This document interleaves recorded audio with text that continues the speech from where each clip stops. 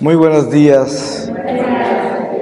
Pues dándole gracias a Dios por darnos la oportunidad de reunirnos de nuevo y voy a compartirles esta reflexión sobre la tranquilidad del mundo versus la paz de Dios. Y le pedimos al Espíritu Santo su palabra, donde nos quiera llevar. Les leo el Evangelio según San Mateo, en el capítulo 26, desde el versículo 6. Unción en Betania. Hallándose Jesús en Betania, en casa de Simón el leproso, se acercó a él una mujer que traía un frasco de alabastro con perfume muy caro y lo derramó sobre su cabeza mientras estaba a la mesa.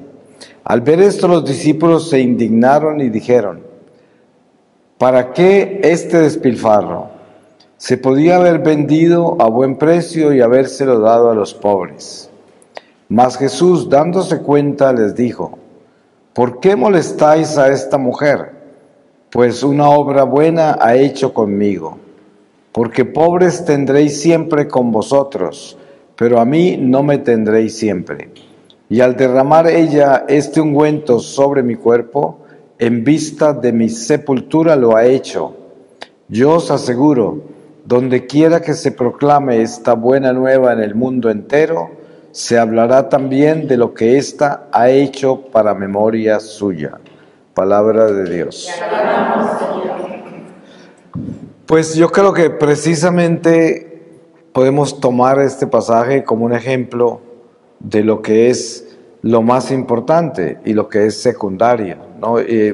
Normalmente nosotros crecemos en un mundo al cual descubrimos poco a poco y le vamos dando los valores de acuerdo al crecimiento espiritual que tengamos. Hay personas que tienen la bendición de nacer en un hogar que tiene a Dios, que tiene valores y desde un principio hay una orientación en la vida que lleva a la persona a entender de que no somos personas independientes, sino que somos de Dios y que Dios está en control de todo, que su voluntad es nuestra vida. Esto es una gracia porque muy poca gente hoy especialmente nace con esa bendición. Muchísima gente nace en hogares católicos, pero hogares que no tienen una orientación espiritual de ese nivel y por lo tanto se busca es la tranquilidad del mundo, que son pues la seguridad económica, el bienestar en todos los sentidos, la comodidad, la velocidad, y esto nos lleva a nosotros a ser parte de este materialismo, consumismo, relativismo, es decir, nos hace personas del mundo.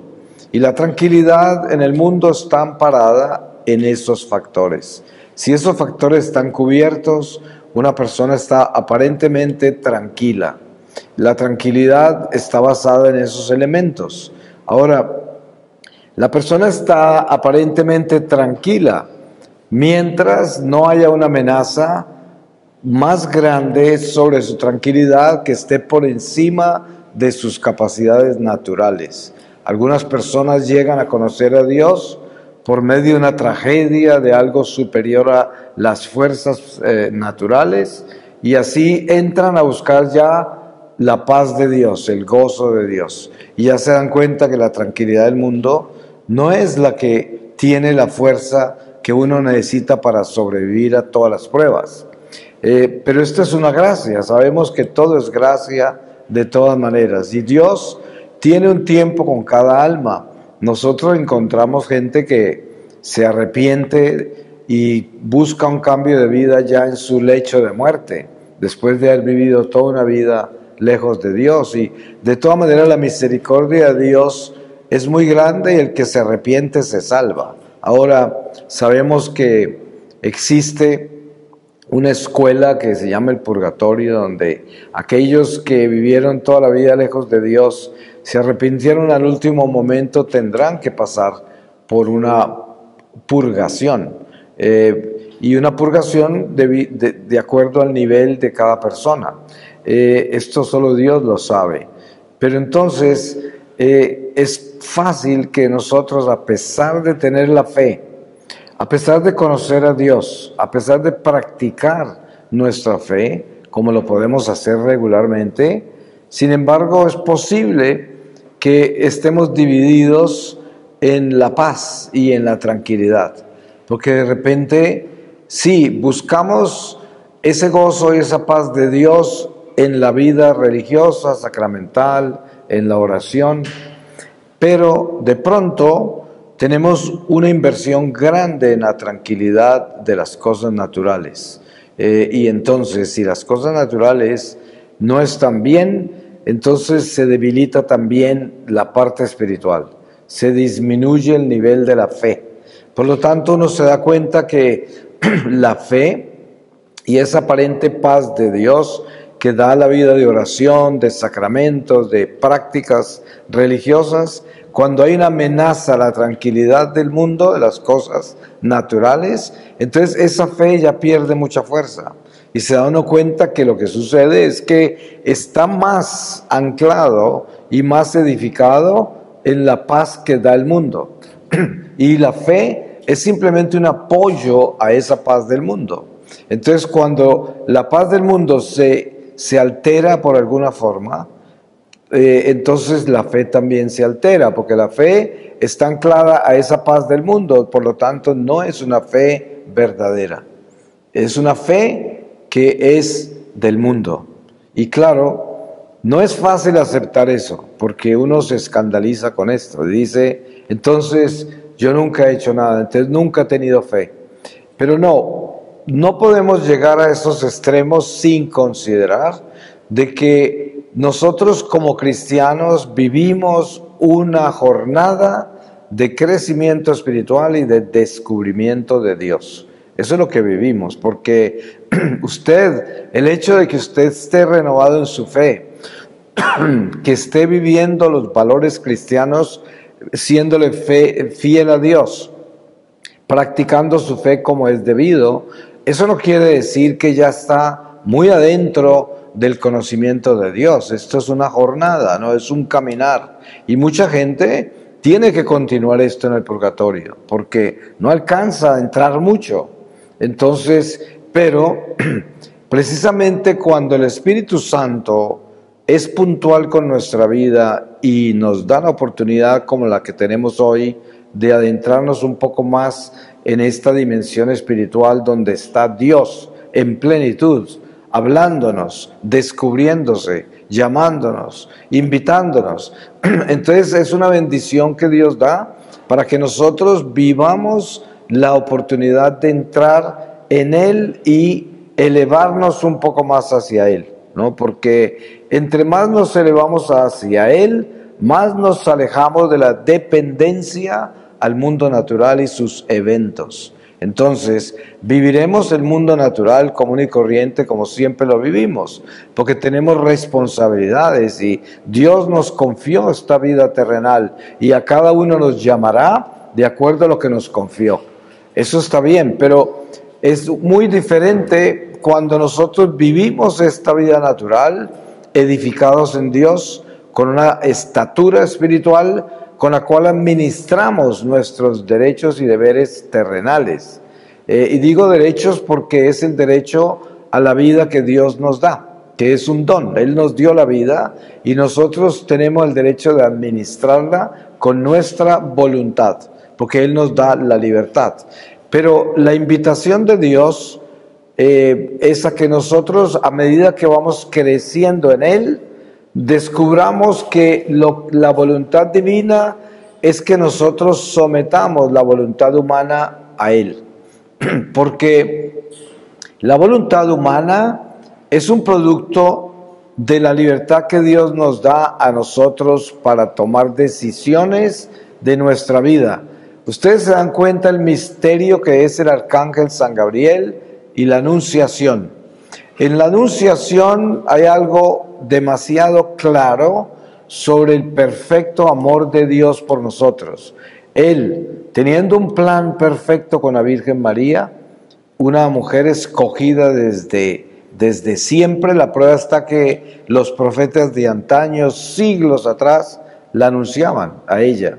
Por lo tanto, es un plan de Dios. Sin embargo, a pesar de ser un plan de Dios, a través del arcángel, Dios le pide el consentimiento a María. Le pide el fiat.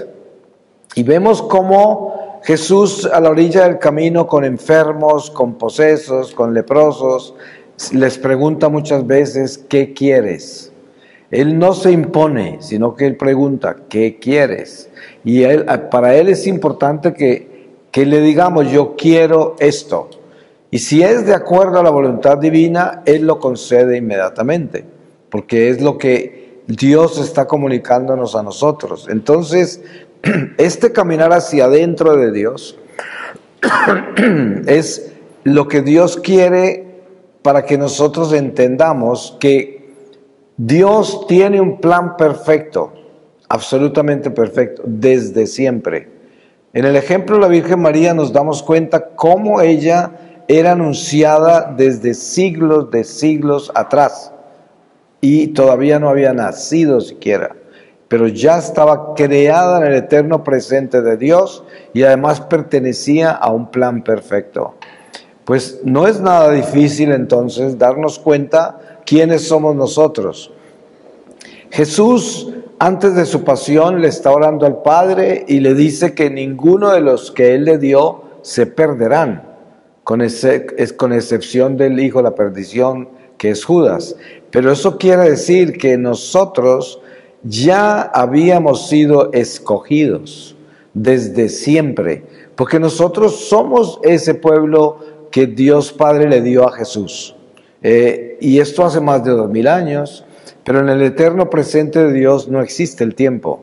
Por eso nosotros ya estamos en el eterno presente de Dios en la encarnación del Mesías. Ya estamos ahí. Somos su pueblo, un pueblo creado, escogido, separado, predestinado, con nombre propio. Por lo tanto, debemos entender la magnitud de nuestra existencia en Dios. Dios nos conoce desde la eternidad. Hemos sido un pueblo escogido. Y esto ya de por sí, cuando nos concientizamos, ya nos elevamos a una responsabilidad extraordinaria. ¿Y cuál es la primera? La primera es creer en eso, aceptarlo, porque todas las señales están dadas. Está escrito que somos un pueblo escogido, predeterminado, predestinado. Y entonces, si nosotros aceptamos eso, ya entramos en Dios a un nivel en el cual yo me someto a la voluntad de Dios y entrego la mía.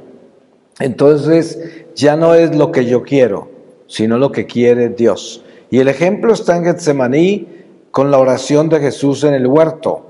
Jesús no se quiere tomar esa copa, pero al final Él dice: pero que se haga tu voluntad y no la mía.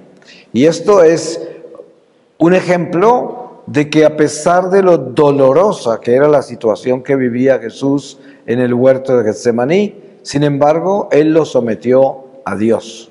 Pero la enseñanza del Mesías en sus 33 años de encarnación es una escuela que se llama el camino, que es Jesucristo, que es la redención, que es la salvación de nuestra alma, que es el camino que tenemos que imitar. Entonces, lo que hizo Jesús en 33 años de vida entre nosotros no fue que llegó el Mesías, vivió entre nosotros 33 años e hizo cosas maravillosas y sufrió increíblemente por nosotros.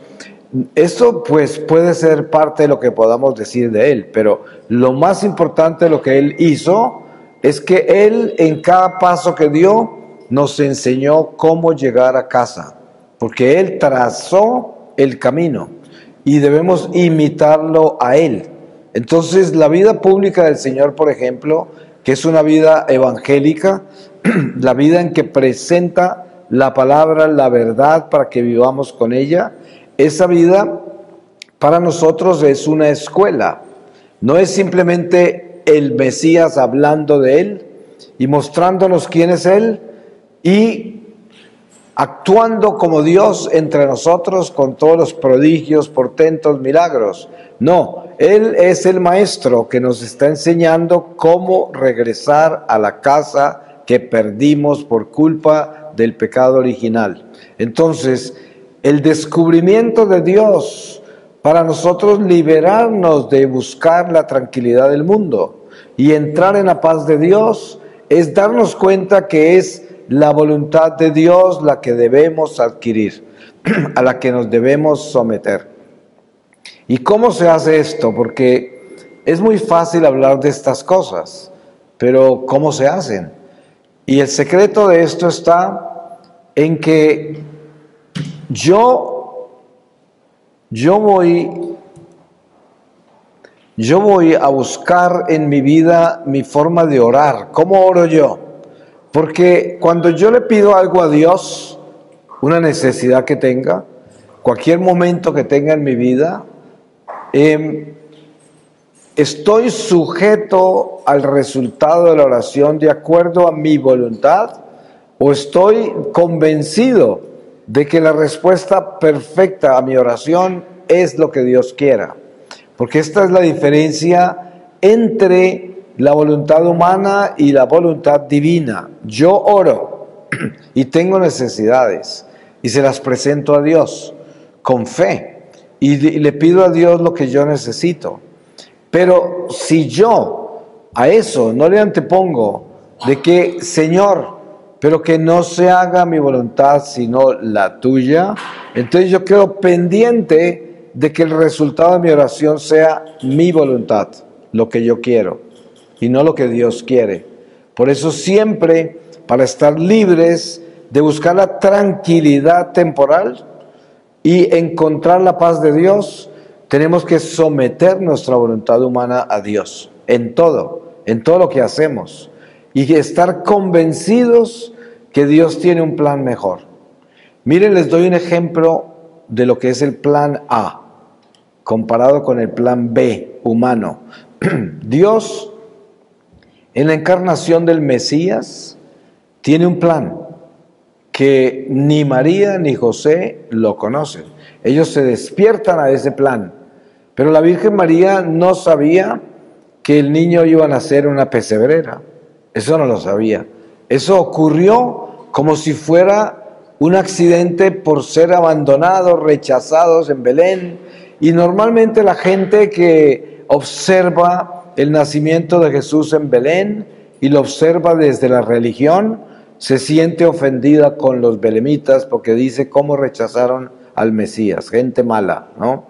Pero no es verdad, porque María y José, siendo instrumentos para proteger al Mesías, recipientes de este increíble regalo mesiánico, sin embargo, ellos se iban despertando a la realidad en cada evento.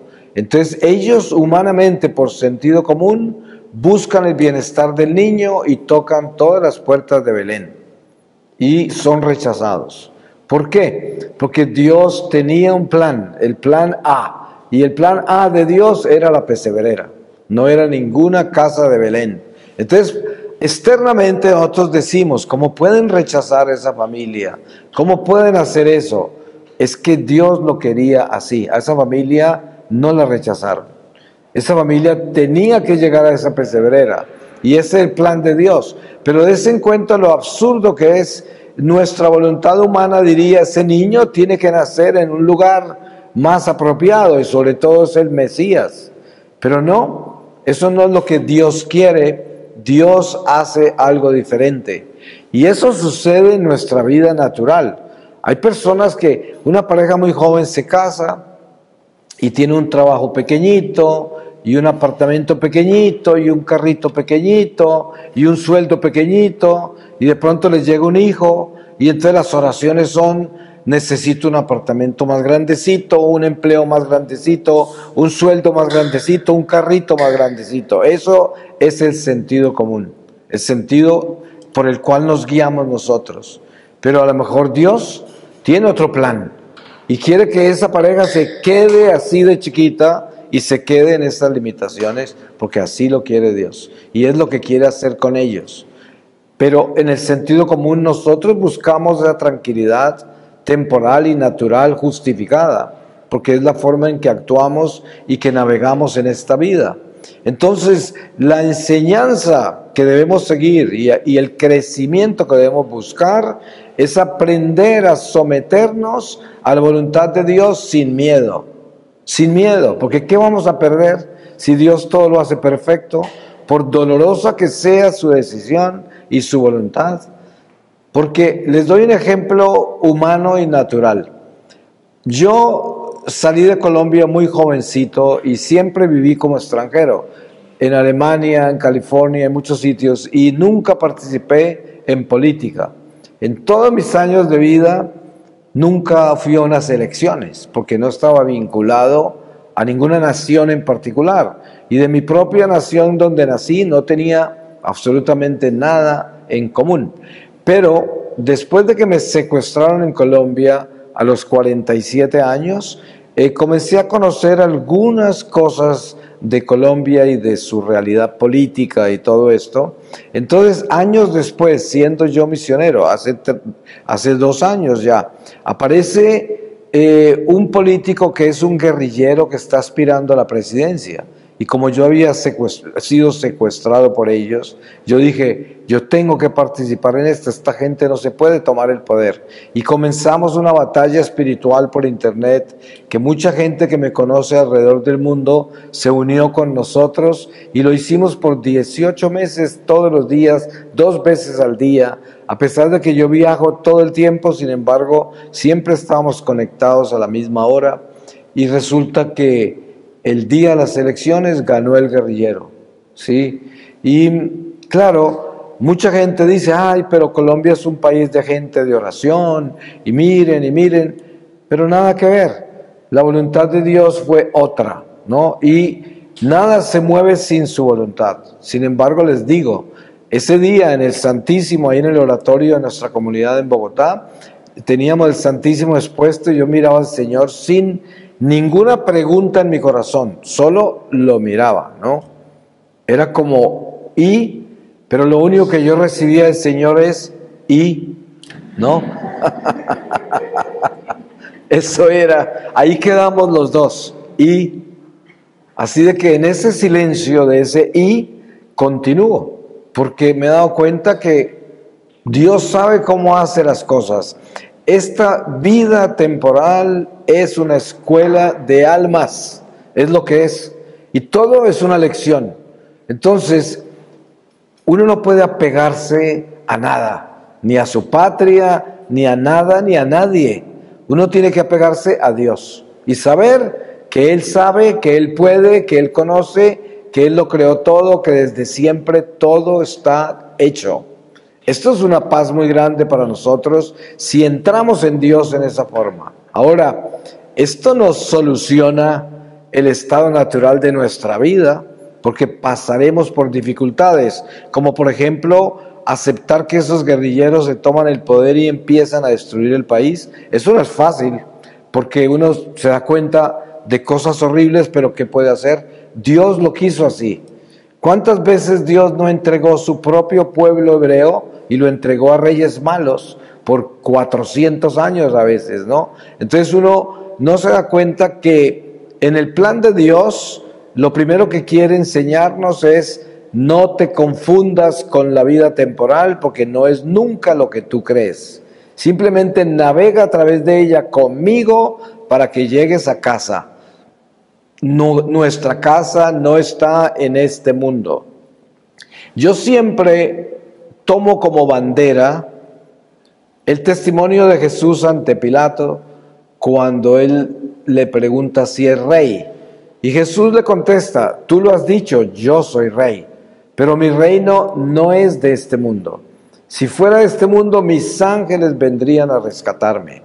Y ahí está la respuesta perfecta de cómo debemos manejar este mundo. Miren ustedes lo absurdo que es el Domingo de Ramos, Domingo de Palmas. Toda esa gente, esos judíos en Jerusalén, salieron con palmas le ponían tapetes y mantos en el suelo al burrito para que pasara por encima, porque venía el rey, o sea, el que iba a derrotar a los romanos. Esa era la esperanza de ellos, algo totalmente temporal, nada que ver con los 3 años que llevaba predicando un lenguaje espiritual, 3 años que llevaba hablando de la vida eterna, 3 años que hablaba de que no es acerca de este mundo, sino la vida eterna, la salvación del alma. Nadie entendió. Estaban ahí esperando que Él los liberara de los romanos. Y ese fue el odio que Judas tenía contra Jesús, porque Judas pues era como un guerrillero que quería tumbar a los romanos, y Jesús al final para él era como un loco, alguien que hablaba de otro mundo, y con ese poder que tenía para hacer milagros y todo, como así que no tumbaba a los romanos si su propio pueblo judío estaba esclavizado de ellos. Entonces era una contradicción. Pero entonces estos que lo reciben con palmas, después cuando lo juzgan y lo sentencian a muerte, se sienten traicionados. Y dice, falso profeta, ¿cómo así que lo van a condenar? ¿Cómo así que lo van a matar? ¿No es que es el Mesías? Entonces van y le tiran piedra en el Calvario, porque ya no es el que ellos creían. Pero dense en cuenta, sin embargo, la historia continúa. Eso no detiene nada del plan de Dios. Así lo quería el Señor, que es lo que la Virgen María hace en el Calvario. Le duele, es impresionante el sufrimiento, pero en el corazón, ¿qué dice ella? Así tenía que ser. Entonces tiene esa fuerza para vivir semejante flagelo, semejante martirio, pero en ningún momento se rebela contra la voluntad de Dios, porque ella sabe que Dios todo lo hace perfecto. Y precisamente el desafío nuestro con la fe es atrevernos, porque es muy atrevido esto, atrevernos a confiar en Dios. Dense en cuenta que el mensaje de la Divina Misericordia Santa Faustina es precisamente eso, el mensaje de estos tiempos donde la fe va a ser probada como nunca. ¿Y por qué decimos que va a ser probada como nunca? Porque el nivel de materialismo en que estamos, el nivel de desobediencia a Dios, de alejamiento de Dios es tan grande que vemos en el mundo lo que nunca hemos visto. Vemos la humanidad deformada, rota, completamente degenerada, depravada, y la vemos tranquila, desfilando con su depravación por la calle como si fuera una filosofía de vida. Y esto es lo que vemos. Entonces, Dios nos está dando la oportunidad a nosotros de entender que la razón por la cual Jesús aparece y encima de todo le pide a la santa que haga una imagen de él como ella lo ve, y que abajo ponga esa frase, Jesús, yo confío en ti, es porque nos está llamando a entregarnos a su voluntad. Porque, ¿qué quiere decir Jesús, yo confío en ti? Eso quiere decir, no es acerca de lo que yo quiero, no es acerca de lo que deseo, sino lo que tú quieres. Yo confío en ti. Y ahí viene el primer mandamiento. Precisamente, el pecado original nos sacó del primer mandamiento. Eso es lo que hizo el pecado original. Porque Satanás tumbó el pecado original, el primer mandamiento, y por eso entró la muerte. Porque Satanás convenció a Eva de que sería como Dios si comía de esa fruta. Ese es el error más horrible, porque al comer esa fruta y creer que se va a volver como Dios, se comió la muerte, porque nadie es como Dios. Entonces, ese primer mandamiento es derrotado. Por eso Jesús insiste, yo soy el Señor, si tú me adoras a mí, que soy el único Dios, entonces estás libre de la idolatría, estás libre de la muerte, porque la muerte es un ídolo, la muerte es Satanás, la muerte es el pecado, y la muerte es la idolatría, es el templo, el trono, la silla de la idolatría es la muerte. Por eso entró la muerte al mundo, porque pretendimos ser como Dios. Y entonces, para eliminar esa muerte de nuestra vida, tenemos que traer a Dios lo que rechazó Eva, lo tenemos que nosotros recibir y renunciar a la muerte, renunciar a los dioses falsos. Pero si ustedes observan bien sus vidas, van a descubrir cuántos dioses falsos tienen que usted ni siquiera sabía, ¿no? Porque a veces para nosotros los seres humanos son dioses, a veces el dinero es un dios, a veces los placeres son un dios, a veces el dios es el estómago. Hay gente que le hace culto a la comida, hay gente que le hace culto a las cosas materiales en diferentes niveles, a sus ideas, a sus propios talentos y profesión, a todo lo que es como persona, le hace culto. Pero resulta que si nosotros detectamos bien todas estas áreas de idolatría, nos vamos limpiando y vamos creciendo en Dios. Por eso es que para nosotros católicos, la adoración al Santísimo es algo extremadamente importante y poderoso, porque si yo tengo conciencia clara de que Jesús está vivo en esa hostia y yo vengo a adorarlo, en el momento en que vengo a adorarlo me coloco bajo el sol que brilla de lo alto. Ese sol me exorciza todos los dioses falsos que traigo. Entre más tiempo esté al frente de Dios, expuesto en ese sagrario o en ese altar, más me libero de mis dioses falsos. Por eso, ese es el Dios verdadero el que está en esa hostia. Entre más tiempo estemos con Él, más gracia recibimos. Y el demonio no sostiene, no soporta la presencia de Dios. Cuando uno está consciente, está en gracia de Dios y está consciente de realmente la presencia del Señor en la Eucaristía, es una liberación, es una sanación, es como un exorcismo. Yo siempre le digo a los católicos esto, miren, es muy fácil engañarse con la religión. Hay personas que me preguntan, ¿cómo hago yo para en la hora de adoración que me toca para no dormirme? ¿En qué forma paso esa hora? Yo hago mis novenas, leo las escrituras, me hago mis rosarios, pero después me duermo. Entonces, lo que yo digo es esto, miren, si estamos tan conscientes de lo que estamos haciendo, pues cuando vamos a la adoración al Santísimo vamos a visitar a Dios, al amigo más importante. En la vida natural nuestra, cuando vamos a visitar a una persona importante, hasta ropa nueva compramos a veces, ¿no? Y nunca nos vamos a dormir en la visita.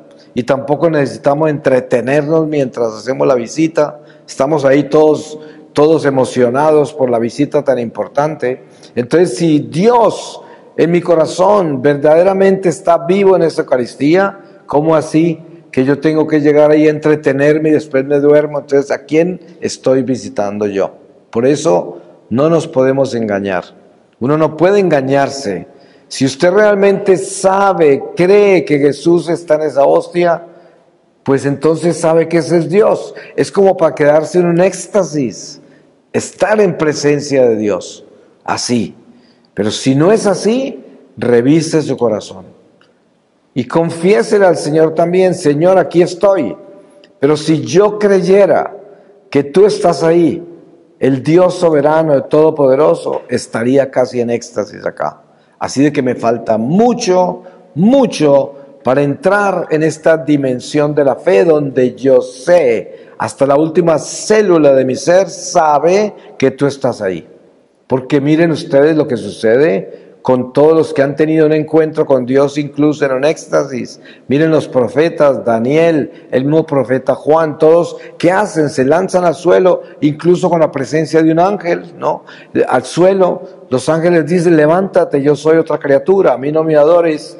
Pero Elías con Dios, ustedes se dan cuenta el pasaje del profeta Elías con Dios, cuando pasaba una brisa, cuando pasaba esto y aquello. Y todo esto debemos entenderlo de la dimensión que hay con Dios. Por eso la vida eucarística nuestra es algo muy delicado y tenemos que tratarlo con delicadeza.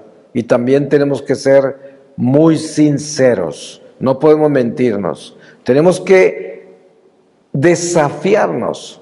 Cuando estemos al frente del Santísimo en la adoración, desafíese.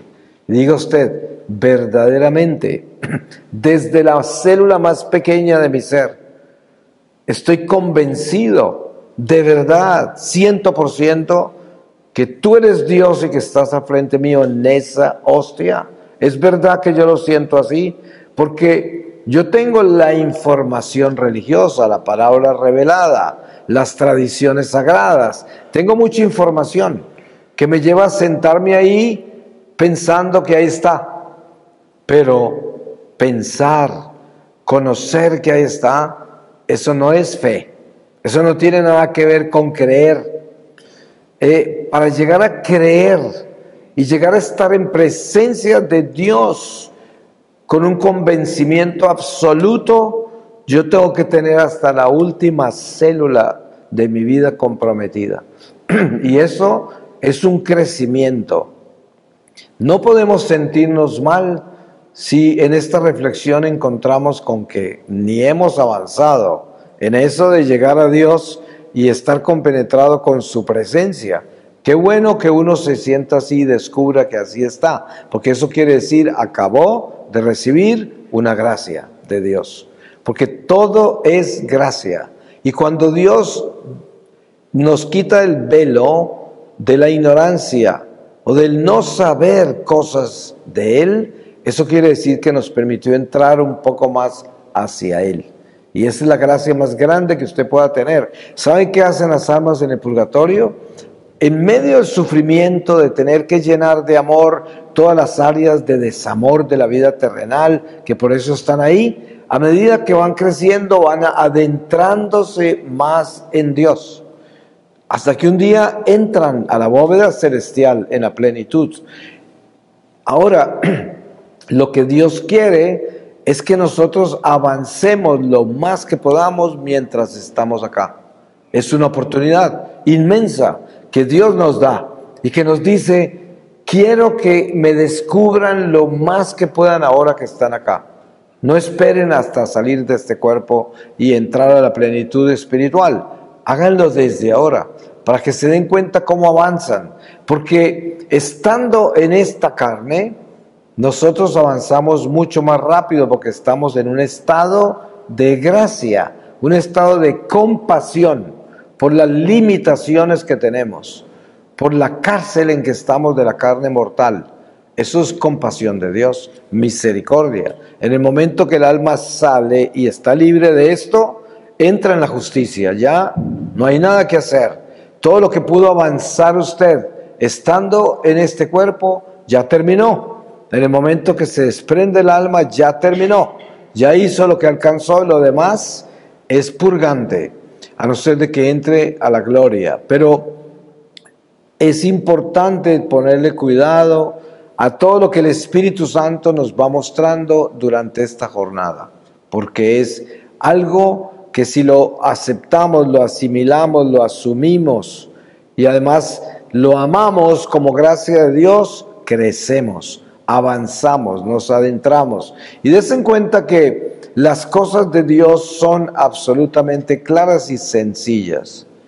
Mucha gente a veces me dice, mire, tuve como una revelación del Señor y pasó esto y esto, pero no entendí.